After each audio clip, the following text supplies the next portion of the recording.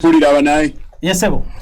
Yeah, but then no Kuba because I wanted to show solidarity with my young brother Haman Ainebiona. Bamundoza mujukira mpola where I watched him, you know. I literally brought him into this game of politicking and showed him the ranks and ropes. Just a few years ago, he had learned very fast. I brought him in, and you know, because some of our people are backward. When they had his name, they say they Atekati, Inebiona, Atebichi. But he has proved himself because Uganda is for us all. Now, yeah, point general making for all our listeners is this is a third liberation for Uganda. This is a third liberation. And this liberation is going to be a little tougher than the liberations we have had before. It is more complicated, very complicated. Erimu strategies nyingi. Ekintu ekisooka byonna tosobola kukola kintu mu Uganda oba ne mu nsi yonna kati ensi weeri nga tolina global connectivity. Olina okuba ne international connectivity in order okuggusa ekintu kyoyagala okuggusa. Now, omuntu gwe tulina on the other side, Museveni, who is no longer the president of Uganda, has deceived the world for a long time. In fact, Museveni's longevity is connected to his deception, to his international deception. Alimbi ensi, nga bwaleta ba refugee, n'abali settlinga is all true. But the question which we ask the white people before you swallow those lies, ask yourselves, who starts the wars that cause the refugees? Okay? Every time the man is broke a little bit, he starts a war somewhere. Then it brings the refugees. Then he gets them, but bali bakoligi be abatandika entalo. Abantu we batandika okudduka. Amasasi bagakuba eno side ene yingira mu Uganda yote bakubayo, such that everybody aduka yingira wa Uganda. We have told these people so many times and said the man is deceiving you. He brought the Somali guys, he brought them to Ankole, he gave them women there. He said we are all the same. Now that the Bahima and the Somali, they are all the same. Now some Somalian people are marrying from Ankole. You see? So this man has had an international web of deception. So if you want to successfully deal with this individual, you must cut off his international strings.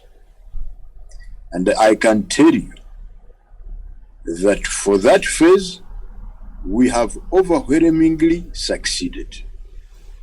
In fact, there were, initially I thought that when Ndugu Kyagulanyi was speaking to the journalists in the car, speaking to some friends of ours in the car, and a Musoga gentleman came and pulled him and threw him out when everybody was watching in the world. I thought that was the best moment of our campaign.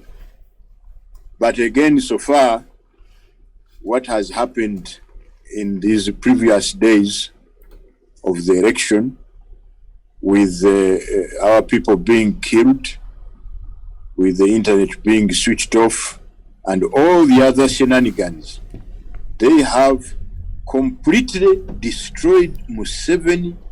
They have torpedoed him into oblivion.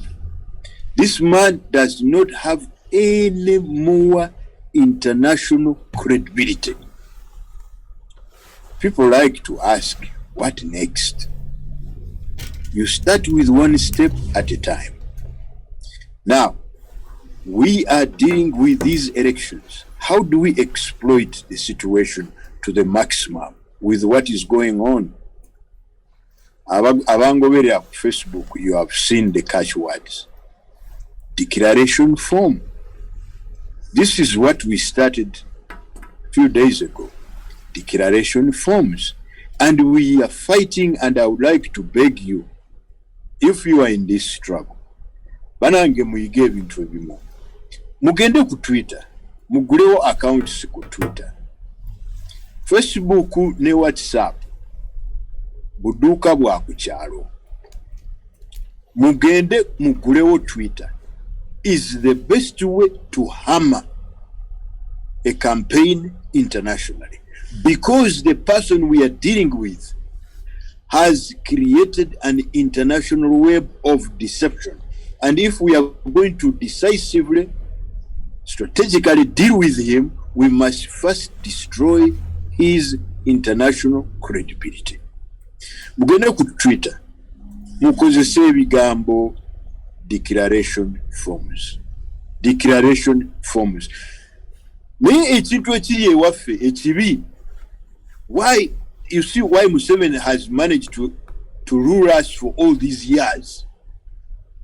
Yasiga ekintu kye bayita ignorance.